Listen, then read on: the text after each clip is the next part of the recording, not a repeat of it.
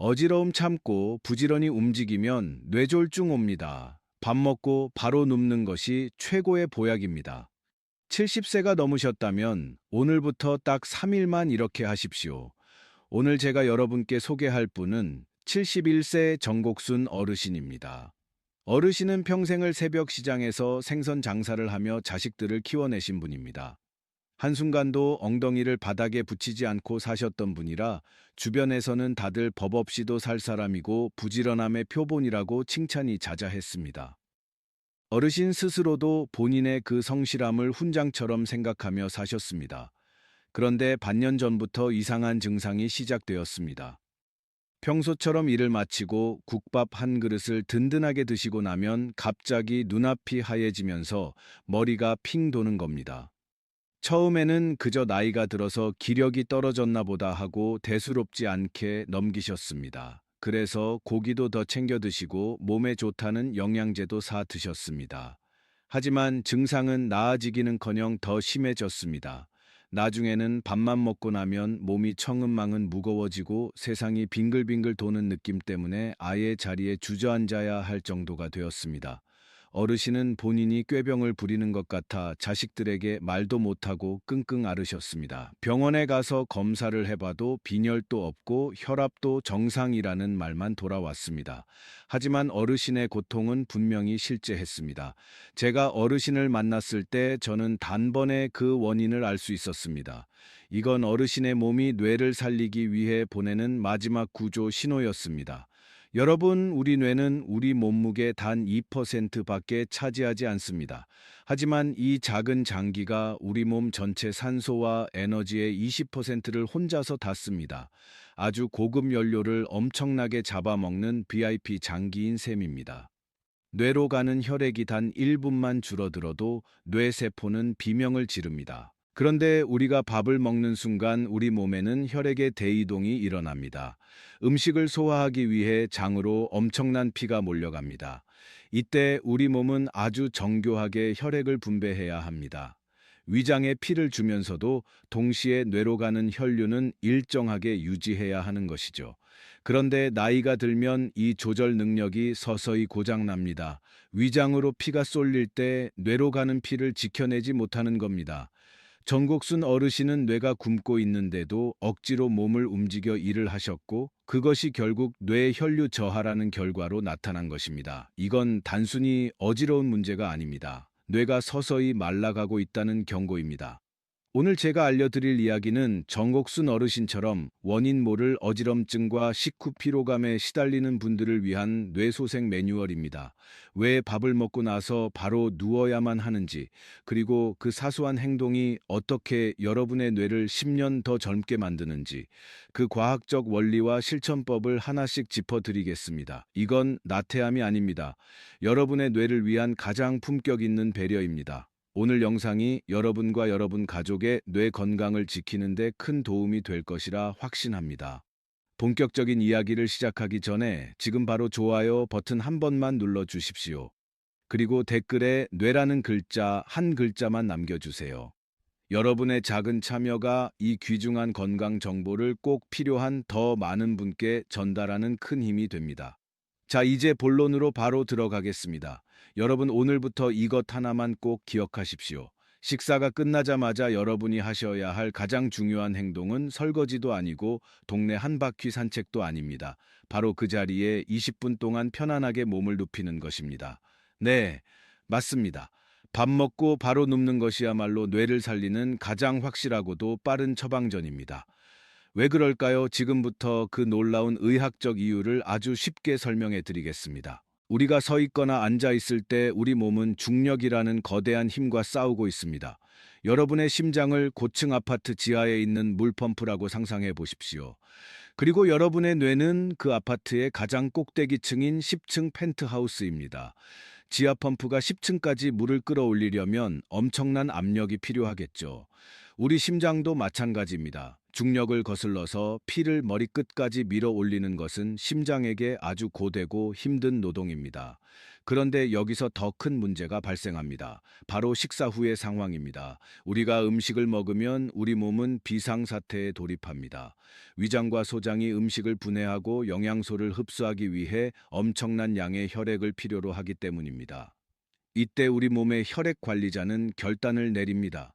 지금 소화가 급하니까 다른 데로 가는 피를 좀 줄여서 위장으로 다 몰아주자 하고 말이죠. 이때 가장 먼저 피를 뺏기는 곳 중 하나가 바로 뇌입니다. 안 그래도 중력 때문에 피를 올리기 힘든데 위장에서 피를 다 끌어가 버리니 펜트하우스인 뇌에는 물 공급이 끊기는 가뭄 현상이 일어나는 것입니다. 이것이 바로 식후 저혈압이나 식후 뇌혈류 저하의 실체입니다. 뇌로 가는 산소와 영양분이 순식간에 줄어드니 머리가 멍해지고 졸음이 쏟아지며 심하면 정옥순 어르신처럼 세상이 도는 어지럼증을 느끼게 되는 것이죠. 하지만 이때 여러분이 몸을 수평으로 눕히면 어떤 일이 벌어질까요? 지하 펌프가 10층까지 물을 쏠 필요가 없어집니다. 심장과 뇌가 같은 높이에 놓이기 때문입니다. 이제 펌프는 그냥 옆으로 물을 흘려보내기만 하면 됩니다. 10분의 1의 힘만 들여도 뇌로 피가 콸콸 쏟아져 들어갑니다. 뇌세포가 비로소 신선한 산소를 마시며 다시 활기를 찾게 되는 것입니다. 정옥순 어르신도 제 설명을 듣고 깜짝 놀라셨습니다. 어르신은 평생 밥 먹고 바로 누우면 소가 된다거나 게으른 사람이라는 소리를 들을까봐 어지러움을 참고 억지로 시장 바닥을 걸어 다니셨거든요. 그 부지런함이 오히려 뇌를 말려 죽이고 있었던 셈입니다. 어르신은 제 처방대로 식사 후 딱 20분간 비스듬히 누워 계시기 시작했습니다. 그러자 신기하게도 그토록 괴롭히던 식후 어지럼증이 씻은 듯이 사라졌습니다. 물론 주의할 점도 있습니다. 바로 위산이 역류하는 증상이 있는 분들입니다. 이런 분들이 완전히 평평하게 누우면 위산이 식도를 타고 올라와 가슴이 쓰릴 수 있습니다. 그럴 때는 쿠션이나 베개를 등 뒤에 받쳐서 상체를 약 15도에서 20도 정도만 살짝 들어 올리십시오. 이 정도 각도만 유지해도 위산 역류는 막으면서 뇌로 가는 혈류량은 충분히 확보할 수 있습니다. 여러분 명심하십시오. 식후 20분 눕기는 게으름의 상징이 아니라 여러분의 뇌를 지키는 가장 고귀한 휴식입니다. 뇌가 충분히 영양을 공급받아야 치매도 예방하고 인지 기능도 유지할 수 있습니다. 오늘부터는 가족들이 뭐라고 하든 당당하게 누우십시오. 그리고 이 영상을 가족들에게도 보여주며 설명해 주십시오. 오늘 이야기가 도움이 되셨다면 주변에 있는 소중한 친구분들이나 부모님께 이 영상을 꼭 공유해 주십시오. 특히 밥만 먹으면 기운이 없다고 하시는 분들께는 이 영상이 생명줄이 될 수 있습니다. 여러분의 공유 한 번이 누군가의 뇌 건강을 살리는 기적을 만듭니다. 첫 번째 비결인 식후 눕기가 급한 불을 끄는 응급처치였다면 이제 말씀드릴 두 가지는 여러분의 망가진 몸통을 바로잡고 뇌로 가는 혈액 고속도로를 시원하게 뚫어주는 근본적인 치료법입니다. 지금부터 제가 드리는 말씀은 여러분의 잠자리와 평소 앉아 있는 습관을 완전히 바꿔 놓을 것입니다. 준비되셨습니까? 두 번째 해결책은 바로 만세 수면법입니다. 오늘 밤 주무실 때부터 당장 실천하십시오. 잠을 잘 때 양팔을 가슴 위쪽으로 살짝 올리고 주무시는 겁니다. 이게 무슨 해괴망측한 소리냐고 하실 분들도 계시겠지만 여기에는 아주 놀라운 인체과학이 숨어 있습니다. 우리 몸의 피는 심장에서 나가는 것만큼이나 다시 심장으로 돌아오는 것이 중요합니다. 그래야 심장이 신선한 피를 다시 머리로 뿜어낼 수 있기 때문입니다. 그런데 나이가 들면 가슴 주변 근육이 굳고 흉곽이 좁아집니다. 팔을 아래로 내리고 자면 가슴이 더 움츠러들고 그 안을 지나는 큰 정맥들이 압박을 받습니다. 피가 심장으로 돌아가는 길이 좁아지는 것이죠. 이때 팔을 가슴 위로 살짝 올리면 어떻게 될까요? 움츠러들었던 가슴이 확 펴집니다. 갈비뼈 사이 공간이 넓어지면서 폐는 더 깊은 숨을 쉬고 심장으로 들어오는 대정맥의 통로가 활짝 열립니다. 정맥혈이 심장으로 콸콸 쏟아져 들어오니 심장은 비로소 충분한 피를 뇌로 보낼 준비를 마치게 됩니다. 단 주의하실 점이 있습니다. 팔을 머리 위로 너무 높게 쭉 뻗으면 안 됩니다. 그렇게 하면 오히려 어깨 관절이 아프고 팔이 저릴 수 있습니다. 팔꿈치를 편안하게 구부려서 손이 어깨나 가슴 주변에 살짝 얹어지는 정도면 충분합니다. 정옥순 어르신도 처음에는 어색해서 자꾸 팔이 내려온다고 하셨지만 딱 사흘째 되는 날 아침에 이런 말씀을 하셨습니다. 선생님 정말 신기하게도 자고 일어났을 때 머리가 안개 거친 듯이 맑아요. 여러분도 딱 3일만 해보시면 그 차이를 온몸으로 느끼실 겁니다. 세 번째 해결책은 의자에 앉을 때 엉덩이를 의자 끝까지 깊숙이 밀어 넣는 것입니다. 여러분 평소에 어떻게 앉으십니까? 소파 끝에 걸터 앉거나 허리를 구부정하게 숙이고 앉지 않으십니까? 그 자세가 바로 여러분의 자율신경을 짓밟고 뇌를 굶기는 주범입니다. 엉덩이를 끝까지 밀어넣지 않으면 골반이 뒤로 눕게 됩니다. 골반이 누우면 허리가 굽고 그 보상작용으로 목이 앞으로 툭 튀어나오게 됩니다. 바로 거북목이 되는 것이죠. 여러분의 목은 단순히 머리를 지탱하는 기둥이 아닙니다. 뇌에서 온몸으로 내려가는 신경들이 지나가는 핵심 고속도로입니다. 특히 혈관을 조절하고 심장 박동을 관리하는 자율신경이 이 목뼈 사이를 지나갑니다. 그런데 목이 거북이처럼 앞으로 빠지고 목뼈가 일자로 펴지면 어떻게 될까요? 이 고속도로에 거대한 바위가 떨어져 길이 막히는 것과 같습니다. 신경이 눌리고 비틀어지면서 신호 전달이 엉망이 됩니다. 교감신경과 부교감신경의 균형이 깨지면 우리 몸은 상황에 맞게 혈압을 조절하지 못합니다. 밥을 먹어서 피가 위장으로 쏠릴 때 자율신경이 즉각 반응해서 혈관을 조여 혈압을 유지해야 하는데 이 능력이 사라지는 겁니다.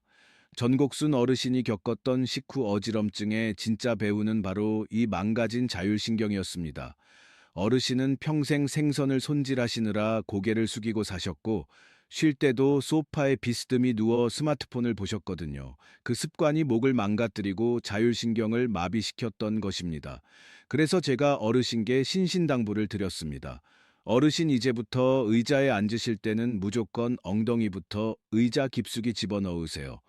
허리를 등받이에 딱 붙여야 골반이 서고 골반이 서야 목이 제자리를 찾습니다.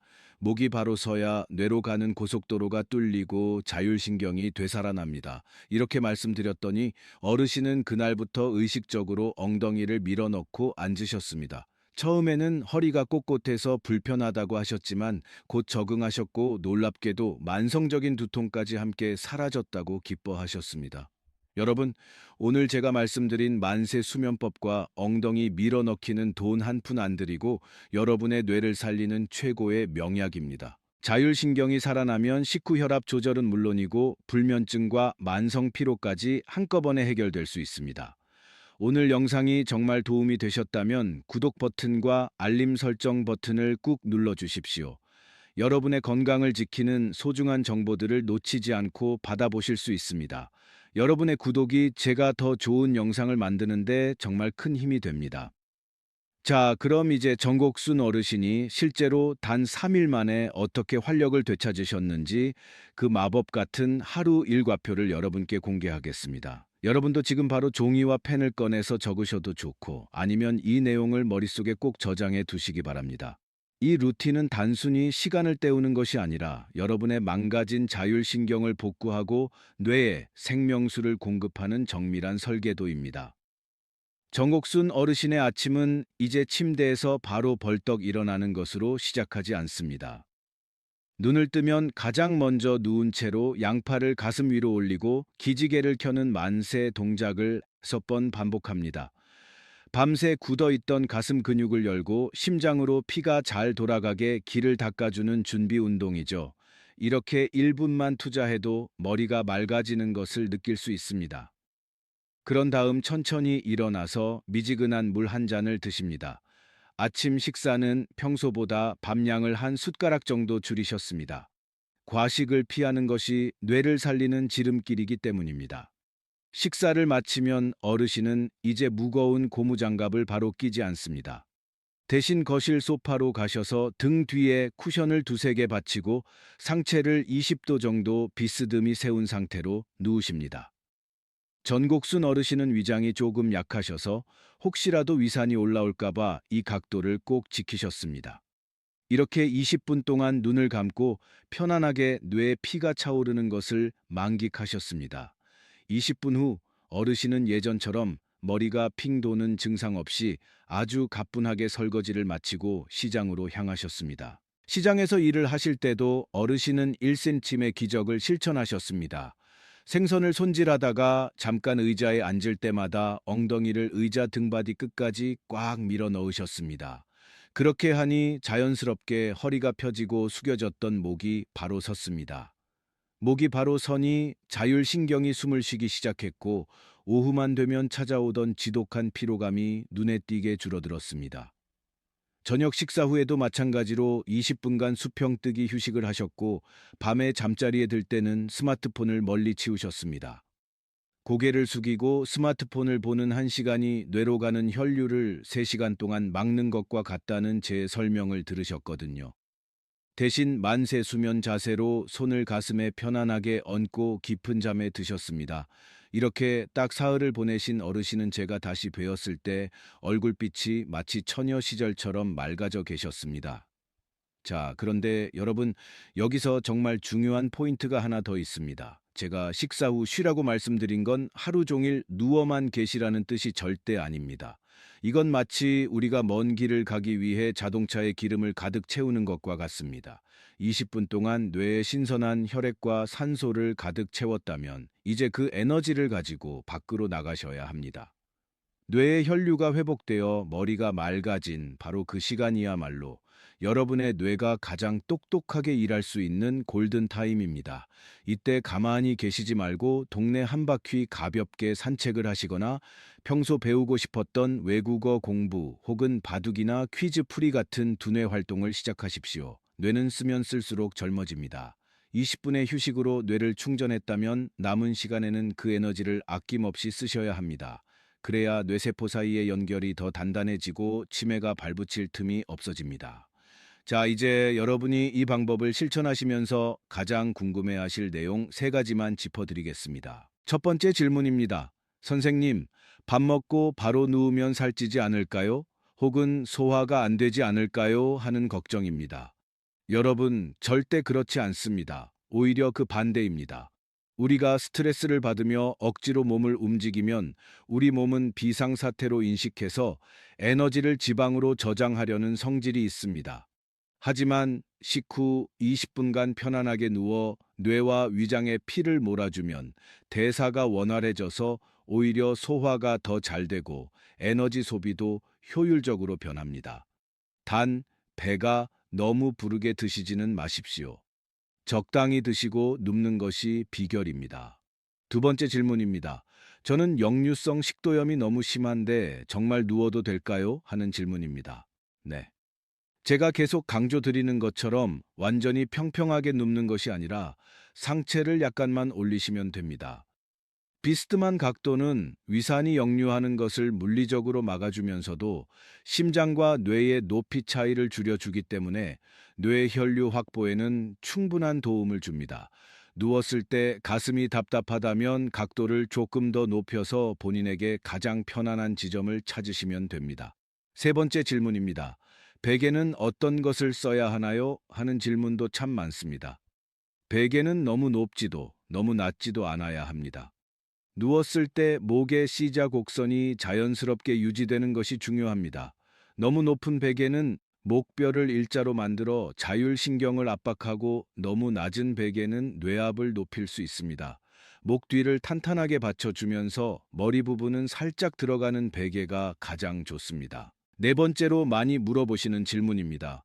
선생님, 저는 기운이 없어서 하루 종일 누워 있는 게 편한데 그래도 될까요? 하는 질문입니다. 제 대답은 단호하게 아닙니다입니다. 우리 몸의 근육과 뇌는 쓰지 않으면 순식간에 녹슬어 버립니다. 식후 20분의 휴식은 오로지 뇌 혈류를 지키기 위한 전략적인 쉼표일 뿐입니다. 그 쉼표 뒤에는 반드시 활동이라는 문장이 이어져야 합니다. 많이 걷고 많이 웃고 새로운 것을 배우는 즐거움을 포기하지 마십시오. 그것이 제가 말씀드리는 진정한 뇌 건강법의 완성입니다. 여러분, 오늘 제가 알려드린 이 루틴은 어마어마한 비법이 아닙니다. 우리 몸의 원리를 이해하고 그에 맞춰 생활하는 아주 상식적인 방법입니다. 하지만 이 상식을 3일만 꾸준히 실천하는 사람은 대한민국에서 단 1%도 되지 않습니다. 저는 여러분이 그 1%의 주인공이 되어 맑은 정신으로 남은 인생을 즐기시길 진심으로 바랍니다. 지금 바로 이 루틴을 시작하실 분들은 댓글에 시작 혹은 숫자 1이라고 남겨주십시오. 여러분이 남겨주신 그 한마디가 여러분의 의지를 다지는 첫걸음이 될 것입니다. 또한 댓글창에서 서로의 실천 후기를 나누며 응원해 주세요. 혼자 하면 어렵지만 함께하면 반드시 성공할 수 있습니다. 여러분의 변화를 제가 끝까지 응원하겠습니다. 여러분, 이제 오늘 긴 강연을 마무리할 시간입니다. 제가 오늘 여러분께 전해드린 이야기는 단순히 밥 먹고 좀 쉬자는 편안한 제안이 아니었습니다. 그것은 평생을 부지런함 하나로 살아오신 우리 시대의 모든 정옥순 어르신들께 드리는 의사로서의 가장 절박한 호소이자 고백이었습니다. 여러분, 지금까지 정말 고생 많으셨습니다. 자식들 키우느라 가정을 일구느라 한순간도 편히 눕지 못하고 달려오신 그 세월을 제가 어찌 다 알겠습니까? 하지만 이제는 여러분의 몸이, 특히 여러분의 소중한 뇌가 여러분께 쉴 권리를 요구하고 있습니다. 오늘 배운 내용을 다시 한번 정리해 보겠습니다. 첫째, 식후 20분 전략적 휴식으로 뇌를 충전하십시오. 둘째, 만세 수면과 바른 자세로 뇌 고속도로를 닦으십시오. 마지막 셋째가 가장 중요합니다. 충전된 뇌를 가지고 활기차게 움직이고 끊임없이 배우십시오. 여러분, 제가 꿈꾸는 여러분의 모습은 침대에 누워 있는 모습이 아닙니다. 식후에 짧고 깊은 휴식을 취한 뒤 누구보다 맑은 정신으로 공원을 산책하고 복지관에서 새로운 공부를 하며 친구들과 즐겁게 소통하는 활기찬 모습입니다. 20분의 휴식은 여러분이 24시간 40분을 더 멋지게 살기 위한 발판일 뿐입니다. 더 이상 부지런함 때문에 몸을 혹사하지도 마시고, 반대로 휴식이라는 이름 뒤에 숨어 활력을 잃지도 마십시오. 잘 쉬고 더 잘 움직이는 것. 이 두 가지의 절묘한 조화가 여러분을 무병장수의 길로 안내할 것입니다.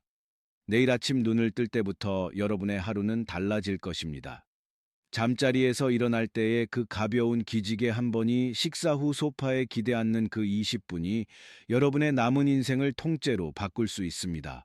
저는 여러분이 맑은 정신으로 손주들의 재롱을 보고 친구들과 즐겁게 담소를 나누며 매일매일이 선물 같은 하루가 되기를 진심으로 기원합니다.